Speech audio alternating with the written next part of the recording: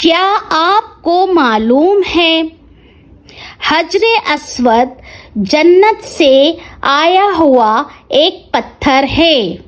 جس دور میں نبی کریم صلی اللہ علیہ وآلہ وسلم پیدا ہوئے اس وقت کے لوگوں میں لکھنے پڑھنے کا کوئی رواج نہ تھا۔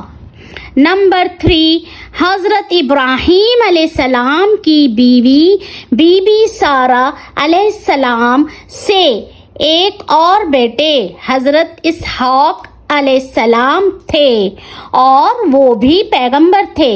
نمبر 4، حضرت ابراہیم علیہ السلام کی بیوی بی بی ہاجرہ علیہ السلام سے حضرت اسماعیل علیہ السلام تھے اور وہ بھی پیغمبر تھے۔